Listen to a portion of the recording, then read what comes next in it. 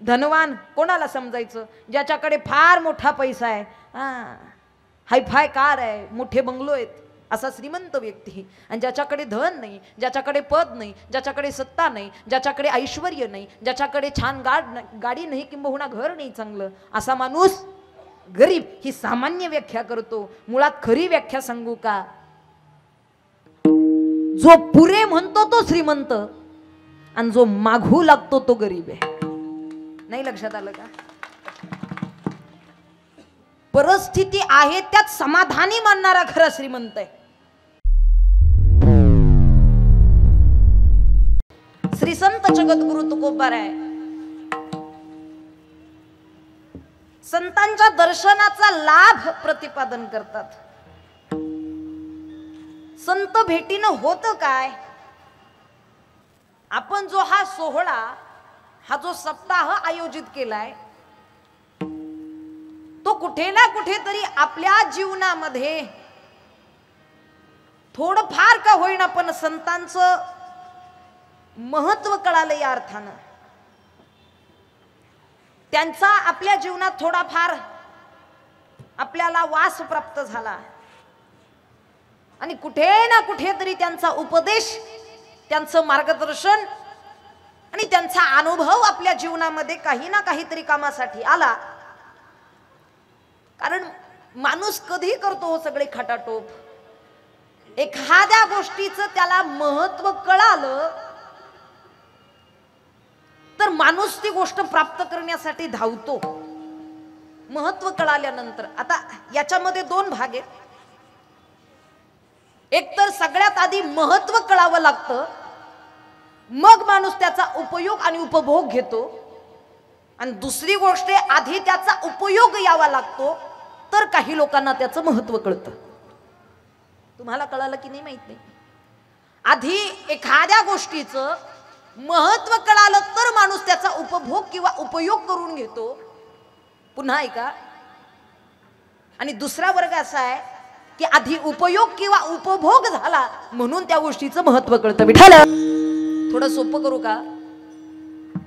अनेक माणसं भाषणामध्ये, कुठे सभेमध्ये, कुठे रस्त्यावरती, कुठे आपण ऐकत असतो. आपणही बऱ्याचदा झाडे लावा. झाडे किती गरजेचं आहे? किती गरजेचं आहे? सध्याच्या काळाची सगळ्यात मोठी गरज आहे काय? झाडे लावा. आणि झाडे नुसते लावा म्हटलं तर चालेल का? नाही चालणार. झाडं लावून शेळीनं खाल्ली किती? ती भरपूर गेली. झाडे लावा आणि झाडे जगवा सांगतो भरपूर, पण नुसतं तोंडातोंडी सांगून लोकांना याचं महत्व कळतं का? नाही कळत. ज्यावेळी खऱ्या अर्थानं या शरीराला ऑक्सिजनची गरज भासते आणि सलाईनची ऑक्सिजनची बाटली लागते, तेव्हा माणसाला खऱ्या अर्थानं त्या झाडाचं महत्व कळतं. नुसतं सांगून काही लोकांना शब्दात कळत नाही. त्याचा उपयोग झाला की मग माणूस त्या गोष्टीच्या पाठीमागे धावतो. आपल्या जीवनामध्ये संतांचा काहीतरी लाभ प्राप्त झालेला असेल, हे घडतं, हे करतो, ही संत कृपा आहे. फार मोठी संत कृपा आहे. असंच कोणीतरी इथपर्यंत यावं आणि असंच वामन भाऊंची, असंच गुरुवर्य भगवान बाबांची सेवा करावी हे घडू शकत नाही. याला श्री संत वामन भाऊंचे आणि श्री संत भगवान बाबांचे फार मोठे आशीर्वाद लागतात. लक्षात ठेवा. कृपादान केले संती कल्पांते सरे, कल्पांते सरे ना, कल्पांते सरे ना. कृपादान केले संती कल्पांते सरे ना, कल्पांते सरे ना, कल्पांते सरे ना. कृपादान केले संती कल्पांते सरे ना, कल्पांते सरे ना.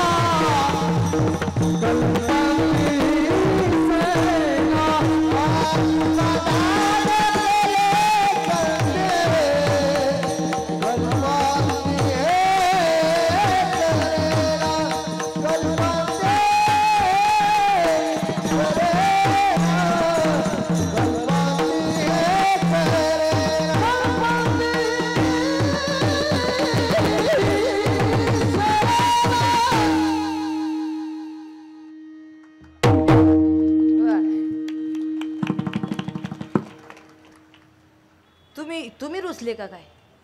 नाही, काही टेन्शन वगैरे नाही ना? मोकळ्या मनानं तुम्ही हसना झाले, टाळी वाजवना झाली, नुसते आशेपात बसले. हे असं बघत बसले की टेन्शन येतं बरं. आपलं मोकळ्या मनाने हे खेळीमेळी वातावरण, इथं कोणावरती दबाव आहे का? भजन कराच, टाळी वाजवाच नाही. लक्षात ठेवा, संतांची आपल्याला हातापाया पडून विनंती हो, सांगतो तुम्हासी भजन करा, भगवंताला भजा. लागून या पाया विनवितो तुम्हाला, करे पायी बोला, करे पायी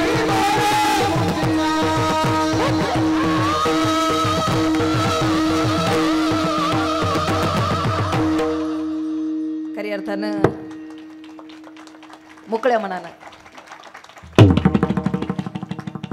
लागून या पाया विनवितो तुम्हाला. संतांनी आपल्याला विनवणी केली आहे, करे टाळी बोला मुखी नाम. चला, फार गोड अशा नियोजनामध्ये, भव्य अशा स्वरूपात आणि सुंदर भक्तिपूर्ण वातावरणामध्ये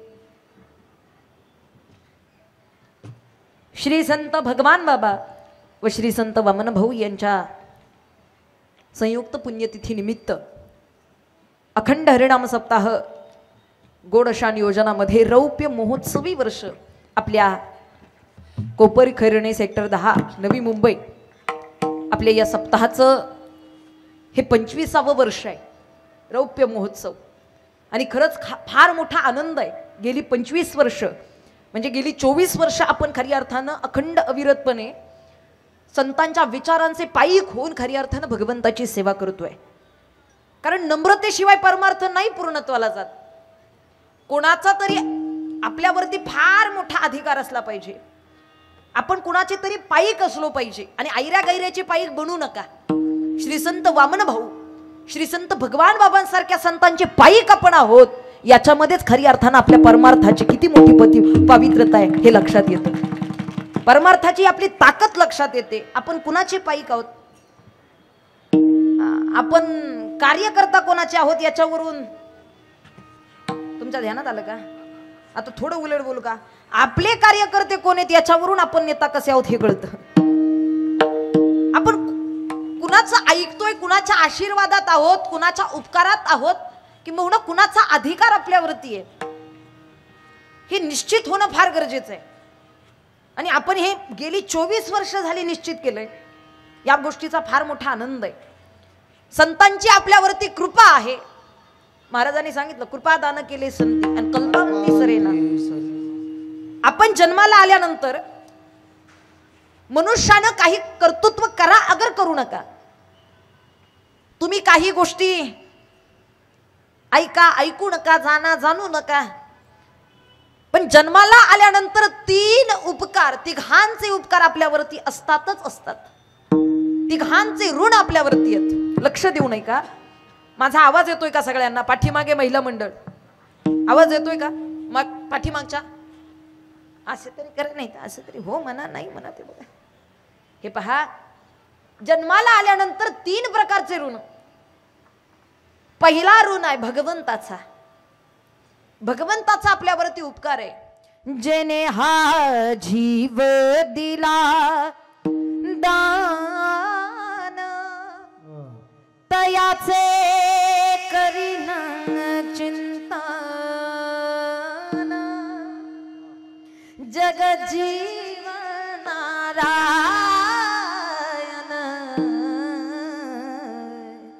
गायीन गुणत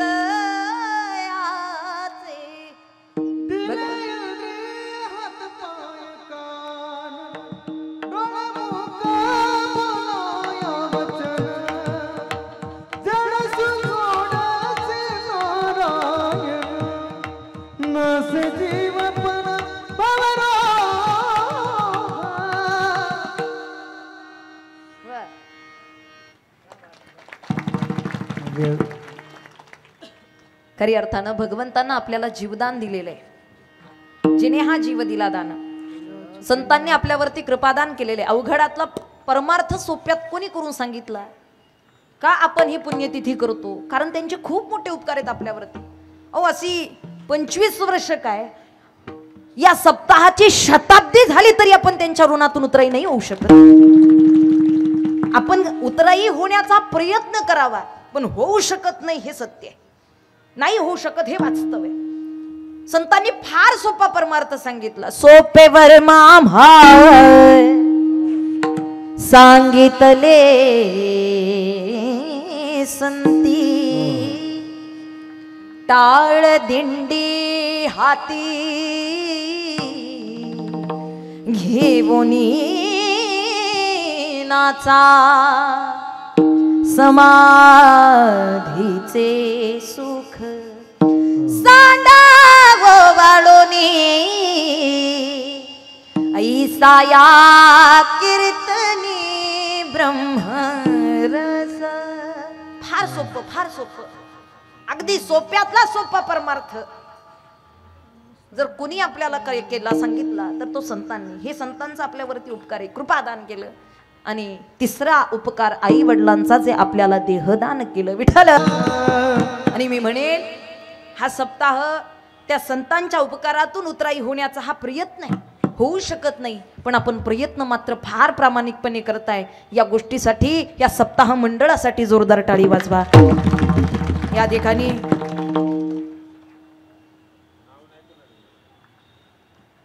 फार गोडशा नियोजनामध्ये सुरू असलेला हा सप्ताह, नावं कोणाची नाही, तीही फार महत्वाची आणि चांगली गोष्ट आहे बरं का. या ठिकाणी पहिल्यांदाच आपल्या या सेक्टरमध्ये माझी कीर्तनरूपी सेवा होती. बाकीच्या आजूबाजूच्या सेक्टरमध्ये भरपूरदा सेवा झालेली आहे. या ठिकाणी आमचे व्यासपीठ चालक आदरणीय आवारे महाराज, मनापासून या ठिकाणी धन्यवाद. तसेच सातत्यानं आपल्या सर्वांचंच कॉन्टॅक्ट, गर्जे महाराजांसहित सगळ्यांचंच फार अंतकरणानं इथपर्यंत आम्हाला बोलावण्याची उत्सुकता, फार मनापासून धन्यवाद. फार चांगलं प्रेम. आपण वेगवेगळ्या तालुक्यातून, वेगवेगळ्या जिल्ह्यातून इथपर्यंत एकत्रित आलेली माणसं आहोत. बीड, नगर, पुणे, इतर सातारा, सगळ्या जिल्ह्यातून, महाराष्ट्रातून सर्व लोक इथपर्यंत येतात, जमतात आणि खऱ्या अर्थानं आपला परमार्थ इथपर्यंत प्रामाणिकपणे मांडण्याचा प्रयत्न करतात. मी म्हणेल हाच खरा ब्रह्मरस आहे. एकट्यात आपण जर जेवण करत असेल, एकट्यात घरी, ते सामान्य भोजन आहे आजी, ते सामान्य भोजन आहे. पण ज्यावेळी आपण पंक्तीत जेवायला बसतो ना, ते सामान्य भोजन नाही राहत, ते पंक्तीतलं जेवण म्हणजे महाप्रसाद असतो, एवढं ध्यानात ठेवा. त्यामुळे एकत्रित केलेल्या भजनाचा लाभही फार मोठा आहे आणि त्या योगानं आपल्याला तो प्राप्तही करायचा आहे. श्री संत जगद्गुरु तुकोबारा यांचा 4 चरणांचा अभंग. उजळले भाग्याता अवघी चिंता भरली, संत दर्शनी हा लाभ, पद्मनाभ जोडीला. जगद्गुरु तुकोबारा या अभंगाच्या माध्यमातून संत दर्शनाचा लाभ प्रतिपादन करत असताना त्यांच्याच जीवनातला अनुभव, किंबहुना संतांच्या दर्शनानं आमच्या जीवनामध्ये किती मोठा फरक, किती मोठा फायदा, किती मोठा परिणाम असेल. कारण सध्याच्या काळामध्ये आपल्याला हे जाणून घेणं फार गरजेचं आहे. कारण आता आपण साधनं भरपूर करतोय, साधनं कमी नाही आहेत, साधनं भरपूर आहेत, पण साध्य चुकीचं आहे. काही प्रसंगी माणसाच्या जीवनामध्ये साधन बरोबर असेल आणि साध्य जर चुकीचं असेल तर साधनाचा उपयोग नाही. आणि काही माणसांच्या जीवनात साधनं चुकीची आहेत पण साध्य बरोबर आहे तरी सुद्धा उपयोग नाही. माझा शब्द कळाला का? साधनं चुकीची आहेत पण साध्य बरोबर आहे, उपयोग नाही. काहींचं साध्य चुकीचं आहे, साधन बरोबर आहे, उपयोग नाही. दोन्ही गोष्टी चुकीच्या आहेत. संतांचं का ऐकावं? कारण संतांचं साधन आणि साध्य निश्चित झालेलं आहे. विठ्ठल, मी सुरुवातीला सांगितल्याप्रमाणे महत्व कळालेलं आहे. आणि एकदा का त्या गोष्टीचं महत्व कळालं, मी मगाशी बोलून गेले, एकतर त्याचा उपयोग यावा लागतो आणि जगाला सांगण्यासाठी, महत्व सांगण्यासाठीचे सुद्धा 2 प्रकार आहेत. त्यातला एक प्रकार आहे तुलना. तुलना करून खऱ्या अर्थानं आपल्याला त्या गोष्टी सांगता येतात. संत कसे आहेत, कोण आहेत, कशा प्रकारे ते आहेत. तुका म्हणे गुण चंदनाचे अंगी, तैसे तुम्ही जगी. निळा म्हणे ऐसे संत जगद्गुरु तुकोबाराय असतील इतर संतांनी सुद्धा सुखाचा सागर असे निळोबाराय सांगतात आणि चंदनामधले गुण संतांच्या अंगी असे जगद्गुरु तुकोबाराय सांगतात. अशा बऱ्याच संतांनी संतांचं महत्व प्रतिपादन केलेले, कारण त्यांच्या जीवनामध्ये संतांचं महत्व त्यांना कळालेले. आपल्याला अजून संत महात्म्य लक्षात आलं नाही कळालं संत कोण आहेत, नाही कळालं संतांचं महत्व काय, आणि नाही कळालं आपल्या जीवनामध्ये संत कसे येतील. तुमची आमची संगत जर चुकीची असेल तर संत महत्व, आणि तसंही सांगितलं संत भेट संत दर्शन हे फार दुर्लभ आहे. संत मुळात आपण जो जन्म प्राप्त केलेला आहे तो 84 लक्ष योनी फिरून आलेला आहे. लक्षात आलं का? बरं, याच जन्मामध्ये आपण काय एवढा अट्टहास करावा संत भेटीचा, याच देहामध्ये का आपण भगवंताच्या भेटीचा अट्टहास करावा. याच देही घडे, कारण इथंच सगळं कळतंय. बाकीच्यांना जीवन आहे, बाकीच्यांना देह आहे, बाकीच्यांना डोळे इंद्रिय सगळं काही आहे, पण लक्ष देऊ नाही का. 84 लक्ष योनी त्यातल्या 83 लक्ष 9999 योनी ह्या अज्ञानित योनी आहे. एकटी मनुष्य योनी ही ज्ञानित योनी आहे. म्हणजे माणूस फार शहाणा आहे असं सामान्य भाषेत बोललं तरी चालेल. माणूस फार ज्ञानी आहे. माणसानं विविध शोध लावलेले आहेत, माणसानं विविध प्रकारची रचना केलेली आहे. मानव निर्मित बऱ्याचशा गोष्टी जगात आपण पाहत असतो. माणूस खऱ्या अर्थानं फार विकसित झालेला आहे, माणूस फार हुशार झालेला आहे. ही योनी शहाणी आणि ज्ञानी सांगितलेली आहे. त्यामुळे या ज्ञानानंच आपल्याला ब्रह्मतत्व जाणता येतं, बाकीच्या गोष्टीनं जाणता येत नाही, जाणता येत. कलियुगात जगतोय आपण. कलियुगात जरा काळाचा विचार करूयात. या काळामध्ये कोणता साधनानं भगवंताची संतांची प्राप्ती होते. कृतयुगामध्ये ध्यान धारणेनं भगवंताला प्राप्त केलं जात होतं. ऐकताय ना तुम्ही? असे तर हे असं केलं म्हणजे मला बरं वाटतंय, नसेल येत तर असंही करा तरी बरं वाटेल, पण आपलं प्रतिसाद देत चला. कृतयुगामध्ये ध्यान धारणेनं भगवंताला प्राप्त केलं जात होतं. नंतर त्रेतायुगामध्ये योग याग विधीनं भगवंताला प्राप्त केलं जात होतं. नंतर द्वापार युगामध्ये भगवंताच्या सेवेनं भगवंताला प्राप्त केलं जात होतं. पण आता कलियुगामध्ये कलियुगामाजी करावे कीर्तन, कलियुगामाझे करावे कीर्तन,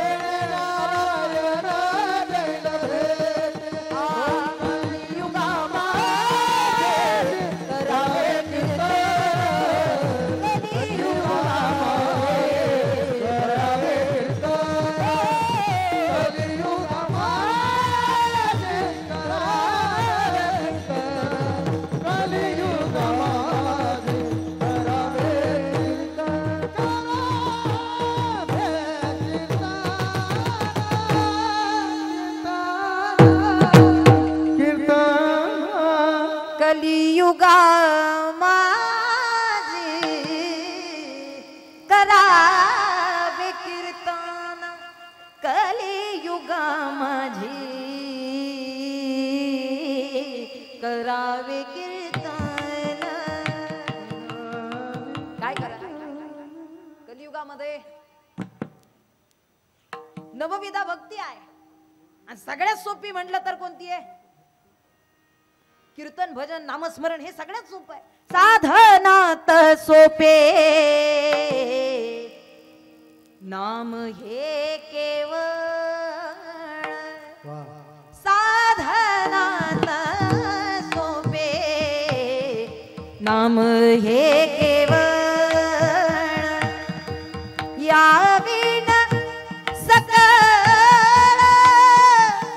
शिनवाया, या विण सकळ शिनवाया, साधनात सोपे नाम हे केवळ, साधनात सोपे नाम हे केवळ, नाम हे केवळ, नाम हे केवळ.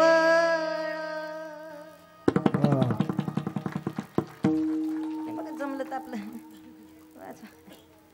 जमलं तर आपली टाळी वाजवायला तो, नाही तर कीर्तन झाले आपल्या भरपूर वेळ आहे.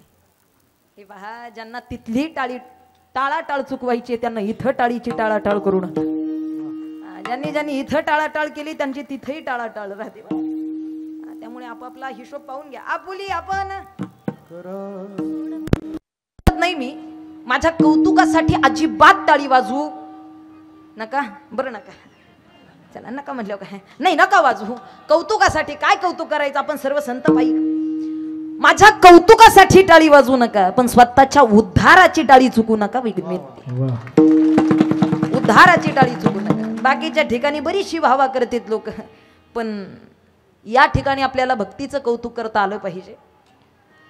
निश्चितच सगळ्यात सोपं हे साधन आहे आणि जे आपल्याला प्राप्त झालेले. संतांनी हे आपल्याला खऱ्या अर्थानं महत्व याचं सांगितलेले. कशाकरिता का? संतांचा जीवनामध्ये असणारा लाभ. जगद्गुरु तुकोबाराय सांगतात, भाग्य उदयाला आलं. भाग्य उजळलं म्हणजे काय? काय होतं भाग्याचा उदय होणं म्हणजे नेमकं काय? सामान्य भाषेमध्ये आपल्या सगळ्यांना ज्ञात आहे, सगळ्यांना माहीत आहे.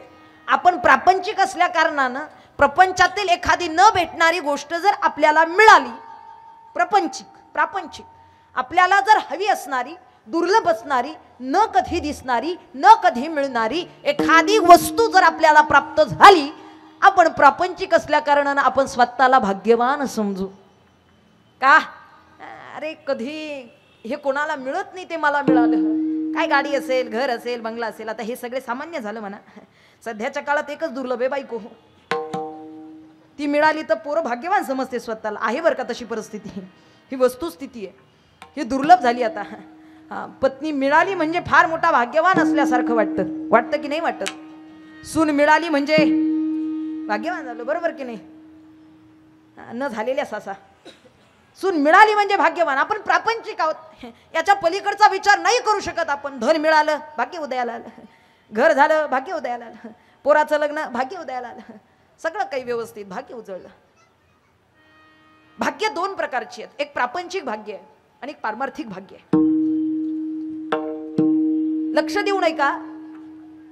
आपल्याला जी गोष्ट प्राप्त होते ती आपली चिंता दूर करणारी असावी, आपली चिंता वाढवणारी नसावी, तर खरं भाग्य.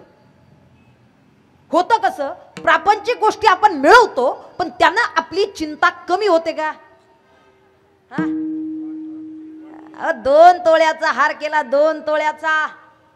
आमच्या ह्यांनी झोपच लागे ना बाईला. भाग्य उजळलं ती म्हटली माझं. कधी नव्हते मिळा पण झोप लागे ना. कोणी येईल का, चोरून नेईल का, ती सारखी आपली पिशवी कमरेला.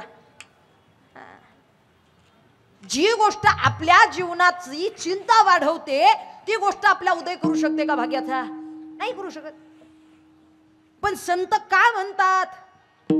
कारण त्यांच्या जीवनामध्ये प्राप्त झालेल्या गोष्टीनं त्यांच्या जीवनातली चिंता मेली, या कारणानं ते म्हणतात अभंगाच्या प्रथम चरणात, उजळले भाग्य आता,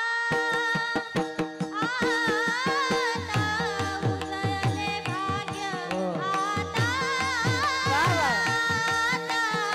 टाळी वाजवायची सर्व.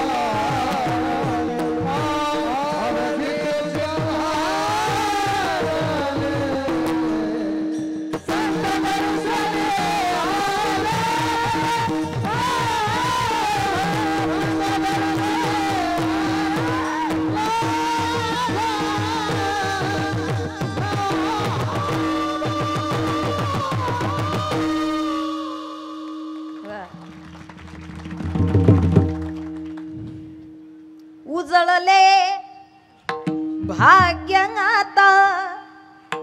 जगद्गुरु तुकोबाराय पहिल्या चरणात सांगतात भाग्य उजळलं. लक्ष द्या, भाग्य उजळलं नेमकं काय झालं. आता याला जर आपण एखादं प्रमाण जोडायचं, खुंटली या धावा तृष्णी, इच्छा संपली, जीवनातली चिंता निघून गेली. आणि एके ठिकाणी संत सांगतात कृतकृत्य झालो, इच्छा केली ते जे प्राप्त करायचं होतं ते जीवनामध्ये प्राप्त झालं, किंबहुना दुर्लभ असणारी गोष्ट प्राप्त झाली. जीवनाचा उदय झाला, भाग्याचा उदय झाला. उजळले भाग्य आता अवघी चिंता वारली. लक्ष देऊ नये का. चिंता कधी निर्माण होते, जेव्हा माणसाच्या अंतकरणात इच्छा निर्माण होते.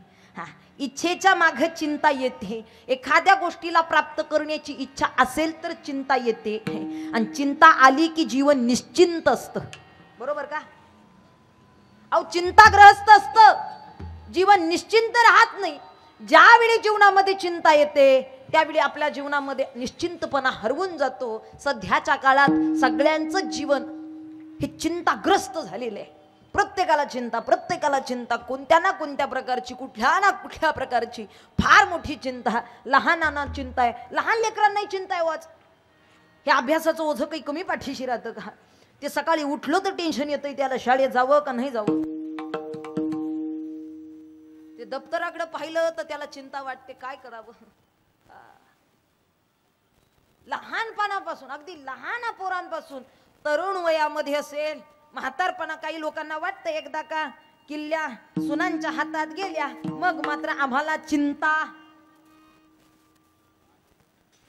कधी चिंता संपते हो. प्रापंचिक माणसं आहोत, आयुष्य संपून जातं पण चिंता संपत नाही.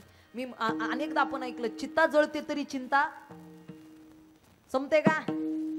ही मायेची चिंता आहे, ही काय सामान्य चिंता नाही. या मायानं गुरफटली या कारणानं चिंता आहे. ही इच्छा निर्माण झाली, ही माया निर्माण झाली, आणि यातूनच खऱ्या अर्थानं चिंता. आणि कबीर महाराज सांगतात, माया मरीन मनमरा, मरमर गये शरीर, आशा तृष्णा ना मरी के हे गये संत कबीर. नाही मरत ती कधी हो. पण जगद्गुरु तुकोबाराय सांगतात चिंता वारली. ही ताकद कशाची आहे आपल्या लक्षात आलं पाहिजे. इच्छा निर्माण होते वस्तू प्राप्त करण्याची. वस्तू प्राप्त झाली तरी चिंता, आणि नाही प्राप्त झाली तरी. ध्यानात आलं का तुमच्या. वस्तू प्राप्त झाली तरी चिंता, आणि नाही झाली तरी चिंता आहे. वस्तूच्या प्राप्तीवरती आणि अप्राप्तीवरती चिंता अवलंबून. विठाल विठाल. इच्छा वाढते, इच्छा वाढते. इच्छा वाढल्या कारणानं माणसाच्या जीवनात चिंता निर्माण होत. किती इच्छा, किती इच्छा माणसाची. सांगू तुम्हाला, आपल्या जीवनात अनेकदा अशा गोष्टी घडल्या असतील की जिथे खऱ्या अर्थानं आपला भाग्याचा उदय घडणार असेल, पण आपल्या इच्छेनं कुठे ना कुठेतरी तिथे मार्ग घेतला. एका गावामध्ये फार मोठे साधू महाराज आले. साधू महाराज, आणि गावाच्या मध्ये असणाऱ्या झाडावरती ते बसले. गावाच्या मध्यभागी असणाऱ्या झाडावरती, त्या झाडाच्या खाली त्या ओट्यावरती बसले. आणि बसल्यानंतर सगळी लोक आली, पाया पडायची, यायची, पाया पडायची, यायची, पाया पडायची. कोणाला काय, कोणाला काय, कोणाला काय, कोणाला काय, ज्याच्या त्याच्या प्रमाणात जो तो आशीर्वाद देत त्या ठिकाणी महाराज दर्शन देत होते. एक गृहस्थ आला, श्रीमंत होता, गडगच पैसा संपत्ती. आल्यानंतर दर्शन घेतलं, महाराजांनी आशीर्वाद देताना म्हटलं, काय पाहिजे तुला. तुम्ही फार मोठे धनवान दिसता कपड्यावरून. कारण सध्या श्रीमंतीची पारख गाडी, बंगला, कपडे कडक असतील तर श्रीमंत, मळकटलेली असतील तर. बरोबर ना. हीच व्याख्या आहे ना श्रीमंतीची आणि गरिबीची. धनवान कोणाला समजायचं, ज्याच्याकडे फार मोठा पैसा आहे, हायफाय कार आहे, मोठे बंगलो आहेत, असा श्रीमंत व्यक्ती. आणि ज्याच्याकडे धन नाही, ज्याच्याकडे पद नाही, ज्याच्याकडे सत्ता नाही, ज्याच्याकडे ऐश्वर्य नाही, ज्याच्याकडे छान गाडी नाही, किंबहुना घर नाही चांगलं, असा माणूस गरीब. ही सामान्य व्याख्या करतो. मुळात खरी व्याख्या सांगू का, जो पुरे म्हणतो तो श्रीमंत, आणि जो मागू लागतो तो गरीब आहे. नाही लक्षात आलं का. परिस्थिती आहे त्यात समाधानी मानणारा खरा श्रीमंत आहे. आता हा धनाधीश होता, दर्शनाला गेला, आणि महाराजांनी सांगितलं तुम्ही धनवान दिसता, मग माझ्या दर्शनाची तुम्हाला गरज काय? भरपूर पैशावाले दिसता तरी सुद्धा इथे का पाया पडाय आला? ते म्हटले अजून धन मिळावं, अजून पैसा यावा आणि तुमचा आशीर्वाद कृपा राहावी याकरिता पाया पडाय आलो. महाराजांनी त्याला ओळखलं. ही महाराजांची दृष्टी असते बरं का. खऱ्या साधूची ही खरी दृष्टी असते. त्यांना कळतं कोणता माणूस काय लेवलचा आहे, कोणत्या पात्रतेचा आहे, कशा प्रकारचा आहे. आणि एकदा का माणसाचा प्रकार कळाला की माणसं समजून घ्यायला आणि माणसांना समजावायला सुद्धा बरं पडतं. सध्याच्या काळात माणसं ओळखणं ही फार मोठी कला आहे. माणसं ओळखणं ही फार मोठी कला आहे. आणि मुख्यतः वक्ता जो असतो त्याला माणूस ओळखताच आला पाहिजे तर तो खरा वक्ता. आणि ज्या प्रकारचा श्रोता, ज्या प्रकारचा त्या ठिकाणी माणूस असेल त्या प्रकारचं प्रबोधनही त्याला चांगलं करता येतं. त्यामुळे माणसाची ओळख होणं फार गरजेचं आहे. साधूनं पहिल्या नजरेतच त्याला ओळखलं. म्हणले हे वेगळ्या पॅटर्नचं जरा माणूस आहे. म्हणले ठीक आहे, तुम्हाला धन पाहिजे, पैसा पाहिजे, श्रीमंती पाहिजे, ठीक आहे देईन मी तुम्हाला. तुमच्या अंगणामध्ये जेवढे काही खडे ते खडे गोळा करून आणा. जेवढे खडे तेवढे हिरे. काय म्हणले महाराज? जेवढे खडे तेवढे हिरे. ते गेलं घरी पळत पळत. एक क्षणाचाही विलंब न लावता म्हणजे महाराजांनी सांगितलं जेवढे खडे तेवढे हिरे, जेवढे खडे तेवढे हिरे, जेवढे खडे तेवढे. लागले याचायला. 7 दिवसाचा सप्ताह होता आणि 7 दिवस महाराज त्या गावात थांबणार. तरी महाराजांनी आवाज दिलाच म्हणजे लवकर ये बरं का. अहो गेलो ना आत्ता आलो. कोण वेळ लावतं? अशी संधी कोण घालवतं? आत्ता गेलो ना आत्ता आलो. गेलं घरी. खडे येचू लागले. आपलं बारकी टोपली असते ना, त्या टोपली भर खडे त्यानं उचलले आणि उचलून घेऊ लागला. पण घेतल्याबरोबर त्याच्या ध्यानात आलं जेवढे खडे तेवढे. टोपली भर खडे निघाले म्हणजे हिरे सुद्धा टोपली भरे. काय होईल याच्यात? काही नाही होणार. त्यानं मोठं टोपलं घेतलं, मोठी टोपली. त्या टोकरीमध्ये खडे गोळा करू लागला. दुसरा दिवस सप्त्याचा. टोकरीमध्ये खडे गोळा करू लागला. टोकरी उचलली. चला आता पुन्हा ध्यानात आलं अरे जेवढे खडे तेवढे. खडे तर अजून बाकी आहेत. या टोकरीनं काय होईल? टीप भरून घेऊन जाऊ. पाण्याची टीप असते ना, त्यानं त्या टिपामध्ये खडे गोळा सुरू आहे. का सप्ताह 5 दिवसांचा झाला, 6 दिवसाचा झाला, ते खडेच गोळा करते. काला करून महाराज निघूनही गेले. त्यानं ट्रॅक्टर बोलावला आणि खडे गोळा करत बसले. विठ्ठल अजूनही ते खडेच गोळा करते. मी त्याचं नाही सांगत. वा हे समजलंही फार महत्वाचं आहे. आपल्या जीवनात फार असे लाभ येतात बरं का, पण इच्छा असते जी आपल्याला पूर्णत्वाला जाऊ देत नाही. पण प्रापंचिक इच्छा, प्रापंचिक गोष्टीवरती फार काळ प्रेम टिकत नाही हो. कधी ना कधीतरी त्याचा कंटाळा येतो. पारमार्थिक इच्छा, पारमार्थिक माया आणि पारमार्थिक प्रेम फार वेगळे. मी मगाशी सांगितलं 2 प्रकारच्या इच्छा आहेत, 2 प्रकारची माया आहे, 2 प्रकारचं प्रेम आहे. प्रपंचाची माया दुःख देते आणि परमार्थाची माया सुख देते. लक्षात. परमार्थाची माया सुख देते. सुख घडी वाढू लागे, वाढू लागे. सुख घडी वाढू